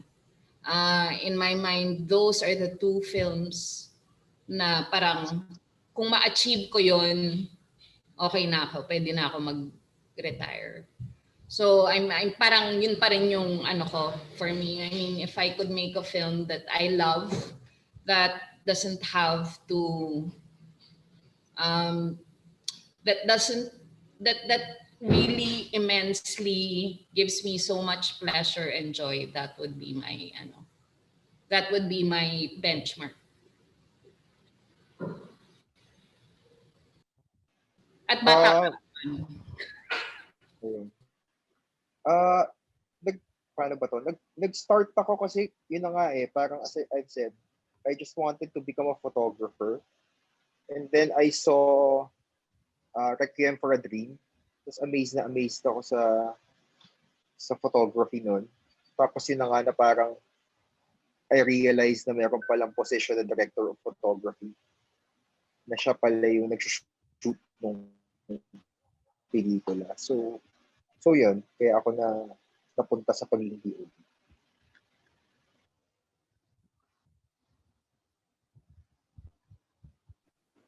Okay po, thank you po. So for our next question is from Diana Galang. For Direct Gerald daw po. First of all, she wants to say that Henry Luna was the main Filipino movie that made her pursue film. So thank you daw po. Her question is, what is your advice on aspiring filmmakers who also wants to make historical films? Shoot. Do your research. Yun yung parang pinakauna sa lahat. And don't be afraid to offend people kasi kahit anong gawin mo, may magagalit talaga. Kasi iba yung tinuturo sa schools versus sa mga yung content ng actual na books. Most likely, pag tinuturo sa schools or usually celebrated yung heroes natin. But if you read more about them, makikita mo yung mga flaws din nila. And ang primary reason ko for making those historical movies was actually to show their flaws as well as their virtues. So, ayun, do your research, wag lang sa isang libro. Although, honestly, yung General Luna, parang 2 libro lang ata yung binasa ko. And then for Goyo, I started going up around the 20 books. And then Manuel Quezon, parang umabot na kami ng mga more than 60 books na binabasa for that. I'm co-writing that with Rodi Vera. So, ayun, just make sure to do your research and be fair, but also at the same time, parang dapat alam mo kung kailan pinapapogi mo na masyado yung historical figure na pinoportray. Yan. Follow-up question lang din po from Mariel Tumang. Was it hard pushing the idea of General Luna? Like I mentioned earlier, kinalimutan ko siya. As in, the script was available as early as 2013, ang panahon ng Sana Dati. Tapos sabi ko sa sarili ko, mukhang hindi ko na magagawa to kasi wala akong budget. Well, hindi ko alam kung kanino lalapit for this. So, ayun, iniwanan ko na siya. And then, 2 years later nga, ayun, may tumawag na lang sa amin. Tapos sabi, we'll give you the money for General Luna. So, we really just got lucky for it. Ayun. Ayun, thank you po. Next question is from Christine Paras. So, hi Direct daw po. As an experienced directors, what are your tips? I'm sorry. Next question is from Charles Kureg pala. I'm sorry. What do you love the most about filmmaking?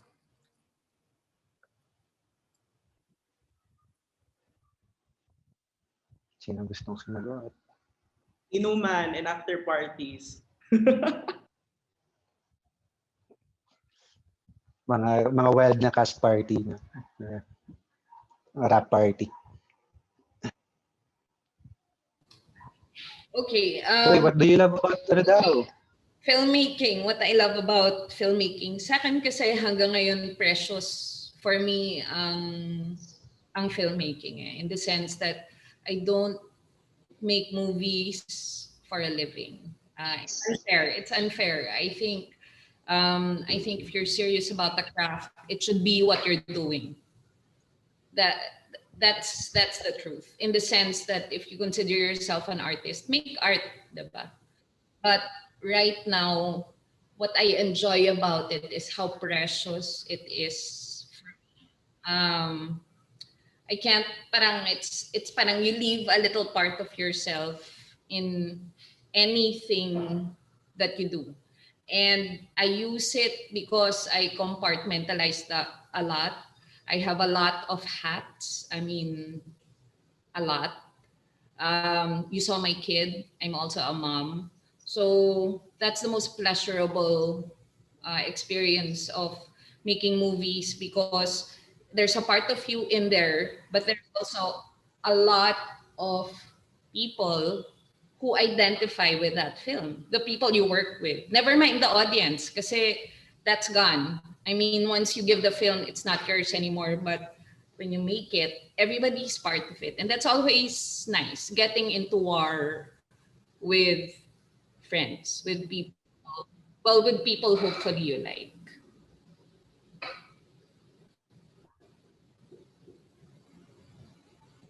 Tapos na ako. Ako, sige. Sabi nga sa Almost Famous, parang what do you love about music? What do you love about film? Parang everything about it eh. Even yung mga lahat na-enjoy ko yung process. Na-enjoy ko yung ugly parts of it. Yung politics of it. Kasi yung hindi tinuturo sa school is yung business and yung politics part of making films. Kaya nga show business. One of the best advice given to me was from my friend. sabi niya sa akin, parang the earlier you accept that you're in show business, the better things will be. Kasi parang mamimit mo lahat ng klase ng tao eh. Di ba? Kasi if short ano lang if yun nga sinasabi, balik ako yung sinabi ni Monster na kailangan mo ng friends na na-meet mo kung ganyan. Kasi ang industriya kasi, if nanonood kayo ng Survivor, yung reality show, kanya-kanyang tribe yan eh. Diba? You have to belong in a tribe or in a group of people that you love and trust when you're making your films. Kasi pag wala kang sariling tribe, ang hirap niya. Ang hirap siya. Kasi movie siya eh. Oo nga, tama si Jet. Minsan hindi fun yung politics. Pero wala, andyan siya eh. Diba? Mga pitches pa lang, magpipitch ka pa lang ng pelikula, may politics na yan. Mag-ano ka ng budget, may politics na yan. Kung sino yung makukuha, kung sino yung actors, lahat. Pero wala eh, parang you have to learn to love it kasi it's part of it eh, diba? Parang sabi nga ni Dr. Magalu, filmmaking is a demanding mistress and wife-beating husband. Isa siyang selosang kabet at wife-beater, sabi ni Direk Magalu. Na I think totoo, na mahal mo siya, nilalandi mo siya, nalilibugan ka sa paggawa ng pelikula. Pero at the same time, paminsan-minsan inaabuso ka, binubugbog ka. Pero wala eh, parang tanggap ka lang eh, kasi mahal mo siya talaga. So, yun.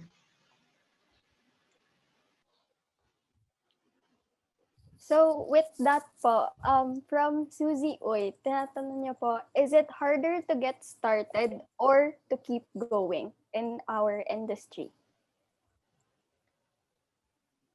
Mahirap magstay actually. Medyo mas madaling makapasok kaysa magstay sa industry. Yun lang kasi lalo na if you want to direct movies, I would say na mas madaling makagawa ng first film mo kaysa makagawa ng second, third, and fourth, and etc. Kasi tama yung sabi ni Dan earlier na pag nagkamali ka sa isang pelikula, parang mawawalan na ng tiwala yung mga producers mo sa'yo. So, ayun. Siguro the way to stay in the industry is basically to have enough delusions about making movies na parang kaya mo siya. And yeah, it's half confidence, half delusion na parang ito yung gusto mo talagang gawin sa buhay. Kahit ba minsan kina-question mo na yung sarili mo. And I always question myself kung gusto ko pa bang gumawa ng pelikula. Pero masaya siya eh. Pag nandun na yung pelikula tapos pinapanood ng audience and everybody's reacting in the places that you expect and yung mga places na hindi mo ini-expect, napaka-rewarding nung experience na yun. Kaya yun lang yung rason kung bakit ako nagsistay. Yep. Ako, for me, feeling ko yung pinakamahirap is yung pagpasok sa industry. Kasi parang actually right now, hindi ko pa rin alam kung nakapasok na ba ako or hindi. Kasi no one knows, hindi naman yung parang, we're not even like doctors or lawyers na, lawyer na ako kasi may attorney na ako or I passed the board exams or in medical board exams. But being a filmmaker kasi, kaya naman masasabing filmmaker ka na, di ba? Like, is it just when you did a short film or eto nga, nakagawa ka na ng feature-length film? Parang, so for me, at this point, di ko pa rin alam if I made it or if I have arrived.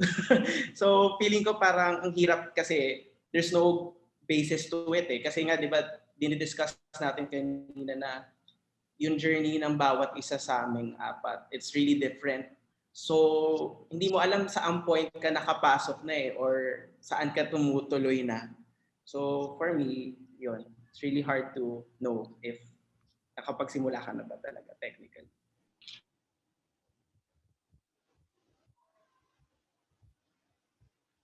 Meron pa po ba? I've always wondered, especially with Carl's answer, kasi this is something I always hear from the younger generation, na it's actually hard to get in. Na I would say no, it was harder during our time. In fact, it's easier now. Pero ang na-realize ko now is that, of course, anybody can make a movie. All of you, right now. But then, what is the measure of success now? Before, kasi the idea of being able to produce a movie is a success in itself, because the production mode was so much harder. Just getting rolls of film was like a big fucking deal. But now, paano siya, di ba? So nagawa ko siya sa phone ko, may 4K yung phone ko. Tapos nakakuha ko ng mga artista, maraming gustong mag-artista. Tapos napalabas ko siya sa Korea, sa Singapore, sa whatever. And then so now the measures of success have become very, very different. The language upon which you guys talk is very different from how I know it, because I'm producing someone's film now who's very, very young. Iba rin yung measure niya of success. I agree with Gerald, actually, it's harder to stay. But then, mas mahirap yung inception problem ni Carl kasi parang, nakapasok na ba ako? I mean, di ba? Kasi kung nagawa ko na yung pelikula ko pero walang nakapanood, is that my measure of success? O nagawa ko na siya, artist ako. So, basta nagawa ko na siya, art siya. So, it's hard. I guess mas malaki yung challenges nyo in that sense, and I have no answer to that. Ito for me, ako agree ako kay Je na it's more of, kasi parang sa school kasi, even kami nung doon, tinuruan ka gumawa ng pelikula. So, kaya lang kasi the thing is, filmmaking or your film career, it's not a sprint eh. It's a marathon. When I was a DP, ang ginagawa ko noon, nag-shooting pa lang ako ngayon, 2 projects ahead na yung pag-isip ko. Ano na yung next 2 projects ko para maging financially stable ako. At ngayon, ina-apply ko pa rin siya ngayon as a director na parating 2 projects ahead ang isip. Kasi at the end of the day, this is not only our passion eh. Diba? This is also our job. Diba? Ito yung nagpapakain sa aming mga pamilya. It brings home the bacon. Diba? So parang kailangan yung tingin nyo sa pagpipelikula, may foresight. It's not about just planning your film. It's planning your career. Diba? So ang hirap i-plan ng ang hirap i-plan ng career eh. So parang tapos minsan meron mga projects na literal na lock na. May kontrata na naka-cancel pa. So kaya nga ang saying sa Star Cinema, hanggang hindi yan nagpi-premiere night, hindi pa tuloy yung pelikula mo. So parang ano siya eh, but ito, hindi ito tinuturo sa schools. Dapat ganun kayo mag-isip. You don't think in films. You think in career.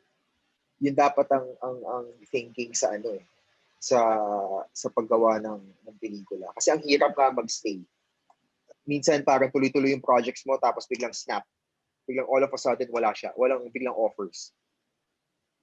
Nangyari na yun sa akin before as a DP. Yun. Tsaka mag-save kayo at kumuha kayo ng insurance. Ayun, yun yung advice ko. Our last question from our audience is from Alfred Garcia. Was there a moment you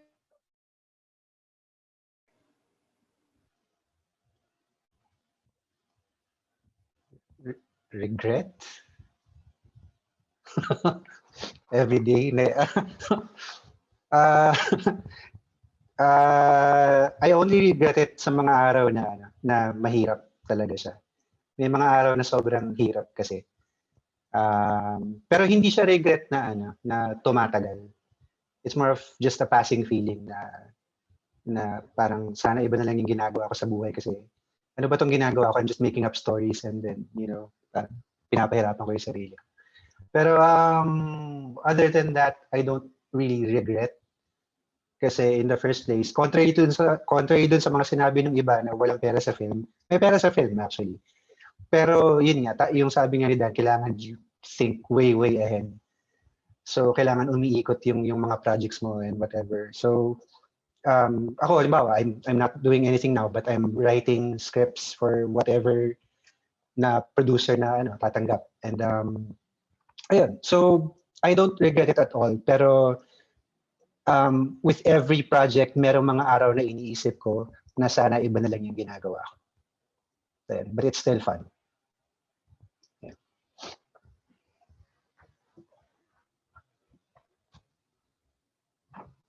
Okay, ako. I think for me, kasi writing is harder. It's the biggest challenge for me pa rin. It's my unattainable goal. And filmmaking is something you'll never regret in hindsight. Never. Yeah, never ka magsisisi na ginawa mo tong pelikulang to. Pero para siyang martilyo na pinupukpok mo sa ulo mo every shooting day, a week before the shoot, there's always this sinking feeling, why are you doing this? But while you're doing it, it's a joy. I think that's why people keep doing it, kahit na iniiyakan mo siya or nakaka-frustrate siya, or well, for me, Gerald, wala siyang pera. I mean, I didn't make Enara Luna. I didn't make English Only Please. So in my mind, and I'm a producer. So in my mind, it's something I love doing. So, and it's something and if it's something you really love, painful siya. But there will never be regret. Ako, dagdagan ko lang sinasabi ni Monster. Di ba kanina nag-plot out ako nung parang phases ko in life. So I had like 2 attempts of not being in film. Pero parang lagi akong hinihila ng industriya na parang, gagawa siya ulit. Babalik siya ulit. Pero so parang I accepted now that parang, because I really want this job, or like this is my passion. So I think magre-regret ka lang. Parang tama si Direk Gerald din na pag nahirapan ka, sana iba na lang ginagawa ko. But at the end of the day, gusto mo to ginusto mo to, at pangangatawan mo siya, at dahil mahal mo siya. Ganon. Very Dan Villegas. Grabe. Hindi. Agree ako kay kina Jack, kina Monster, kina Carl. Hindi naman siya regret Pero kasi totoo yung sinasabi ni Gerald na may mga times na at nakita ni Carlton na naiiyak, halos maiyak na ako sa set. Sa dami ng sakit ng ulo, sa dami ng problema, na naghahalo na yung galit, yung paano mo tatapusin tong sequence na to, tapos umulan, tapos yung artist mo, may tantrum, tapos may ganito, may ganyan. Yung nagsasabay-sabay lahat, tapos hindi mo na alam yung gagawin mo. Tapos minsan sasabihin mo na sa sarili mo na, shit, bakit ko ba ito pinasok? Diba? Pag nandun ka sa specific moment na yun na ay Diyos ko, aabuti tayo kang bukas kung ikukwento ko lahat. Nakita ni Carl to. Pero yun nga, sinabi din ni Monster, in hindsight, hindi mo siya pagsisisihan Para siyang at the end of the day, para siyang, yun nga, again, para siyang mistress mo, para mo siyang jowa. Na at the end of the day, pag wala ka na dun sa away face mo with your jowa, tapos naalala nyo siyang dalawa, pagtatawanan mo na lang siya Shit, ang petty pala nung pinag-awayan natin. Ganun din sa pelikula para pala ako tanga doon nung nagsisigaw ako sa gitna ng Quezon Ave. Minumura ko yung nag-car mount. Yung ganun. Tangina mo yan. Parang wala di ba? So ayun, hindi siya regret kasi pagbahal mo talaga yung isang bagay, di ba? Or someone or something. Wala mahal mo siya period. Ayun lang. So, ayan. So, kagaya ng every Sine-Sunday natin, ito yung laging ending na tanong. Yan, kaya sumali na kayo guys para alam niyo yung moment sa Sine-Sunday. So, to end our Q&A portion, we would like to ask our speakers, what advice would you give to our students here today who are aspiring filmmakers or film enthusiasts regardless of their course? And are there any important tips po na you think na we should always remember upon entering the industry. Ayun po.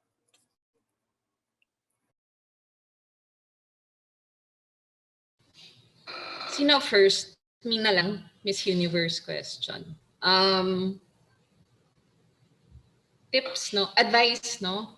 I think that, because I just read this article by Werner Herzog about his top 5 films of all time. Of course, sinama niya yung pelikula niya, but then that's Werner Herzog for you. But one of the striking things that he always says about people who want to get into movies is that to put in the work. And putting in the work doesn't mean having to read so many, having to watch so many films, but being a really good worker. When you put in the work, that means you're reading books, you're absorbing knowledge, and you're trying to take in as much information as you can. And this is a commonality that I see in all the filmmakers that I look up to. There's an obsessive and almost fanatic quality to them about the things they're interested in. And pag may nasa-sense akong artist na wala lang, alam mo yun, parang not really into reading, not really into movies, not really into anything, that's a sign that maybe you should quit your job. I think artists should really have an almost zealot quality to them. It's not just grit, it's really this hunger for knowledge. So kung ano mang course yan, I think that's important. Pipick up na lang ako sa sinabi ni Monster. Madadaya na lang ako. Actually, tama yung sinabi niya na you should be interested in a lot of subjects other than film. Karamihan ng mga masasabi mo sa pelikulang ginagawa mo, mahanap mo sa labas ng mundo ng pelikula. So, ako personally, I don't really, pag hindi ako nagre-research tungkol sa isang subject, hindi ako nanonood masyado ng pelikula. Mas nakafocus ako sa pagbabasa ng libro or just, I don't know, observing people. Pero nanonood lang ako ng pelikula pag kailangan ko mag-research mostly. Or syempre pag may festival, ganun. Pero the point is, yun nga, you should try your best to keep learning. Hindi porket nakagawa ka na ng isang pelikula at halimbawa nanalo siya ng awards and whatever, feeling mo ang dami mo nang alam. Actually hindi, parang every time na nagsa-start ako ng bagong pelikula, parang paano nga ba ulit gumawa ng pelikula? Parang ganun. So may constant relearning, and then pagkatapos mo ng isang pelikula, aaralin mo pa rin kung ano yung mga tama at maling ginawa mo doon sa pelikula na yun. And then maybe apply new things and try to learn new things in your next film. Parang ganun siya. So endless na education, self-education siya para sa akin. And a constant questioning of your motives and whatever goals you want for that specific film and for your future, I guess. Kasi ang daming mga bagay na hindi mo mape-predict sa paggawa ng pelikula eh. Mula sa inception hanggang sa pag pinalabas na siya, yung mga feeling mo magiging successful, palpak pala. And then yung mga feeling mo na wala namang manonood, biglang ang dami palang nanonood. So, ang dami yung mga ganun tapos hindi ka prepared para kung paano i-handle yung mga ganun. Kaya walang katapusan yung education sa pelikula. Yun lang. Iwasan nyo lang maging mangibabaw yung ego. Okay. Ayun, ako naman pick up. Ikaw na last, Carl, kasi ikaw ang alumni eh. Hindi, pick up ko lang sabi ni Gerald kasi parang si Direk Marilu sa first day ng class, ginawa niya, ang first lesson, sinulat niya sa board, leave your ego at the door. Tapos sabi niya, yun lang yung only rule of filmmaking na pag sinunod mo siya, magiging successful ka. So, for me, if may advice ako, sinasabi ko palagi, yun yung pinaka-important talaga. Walang room yung ego nyo if you want to be successful in this industry. And that means yun nga, studying for it. Wag kang mag-claim na alam mo na yung mga bagay-bagay. Diba? Kasi at the end of the day, for me, it's the discipline, the professionalism, and the compassion of a person that shines, not the talent. Kasi talent kasi every batch na graduate every year, may talented, may magaling dyan eh. Pero yung professional, yung disiplinado, yung masarap ka work, yun yung mas bihira kaysa sa talent. So, ayun guys. So, yun lang. Sundan ko lang yung sinabi ni Gerald na yun. Yung ego, wala siyang room for this industry. And to close it is Carl Chavez, alumni of CSB. Ako pa magsa-summarize ng tatlo. Charot. So, yung advice that yung mabibigay ko is, I think it's really about the process. It's not really about the end product. Kasi kahit maganda, parang ako, yung mga na-observe ko lang with my filmmaker friends and other filmmakers, parang yung maganda kang film, pero lahat naman kayo nag-away-away ng set. Tapos hindi na kayo naging friends after. So, parang ako, what I've learned from it is just enjoy the process because it will really radiate or it will project eventually dun sa product na magagawa mo. If you really trust on the process, just enjoy it. Yun. And then last is be a human first before a filmmaker because, you know, we get our stories from ourselves. Yun. Thank you. Ganda. Maraming salamat po mga direct. So on behalf of the Benilde Film Department and the FFF 2020 event organizers, we would like to award these certificates of appreciation to Direct Corinne Jimenez, Direct Gerald Tarog, Direct Carl Chavez, and Direct Dan Villegas for sharing their knowledge, experiences, and insights for Twist of Fate, a webinar on filmmakers with different career paths before entering the industry that is jointly sponsored by the Digital Film Program of De La Salle College of St. Benilde and Film Kasay ODLM2. Ayan, thank you so much for being with us here today. Again, we would like to remind our fellow Benildians, especially our FROSH ID 120, to register for their CSB Life accreditation, and your certificates will be emailed within the 1st to 2nd week of December. So be sure to check your Benilde mails. Ayan, so may we ask everyone to turn on their cameras na magpo-photo off muna tayo with our guest speakers.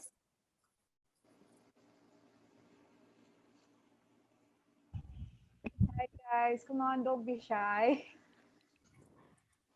So sino yung magpe-picture? I'll be doing it. Okay. Okay, so merong 5 slides. So I'll start first with the first slide. And so, yeah. Okay, so guys, 1, 2, 3. Okay. 1 sec.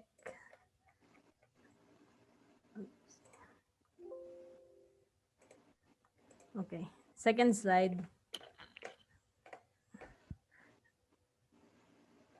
Oh. Okay, 1, 2, 3.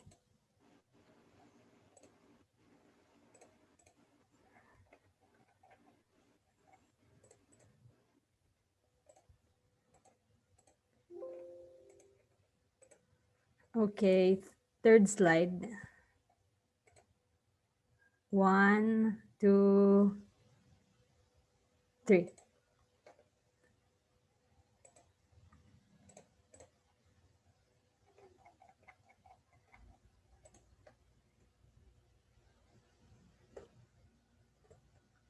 Ayan, okay. So, thank you all those participate today. May we ask our speakers to please remain for a few minutes for a photo op with our event organizers naman po. Thank you all, guys. Thank you.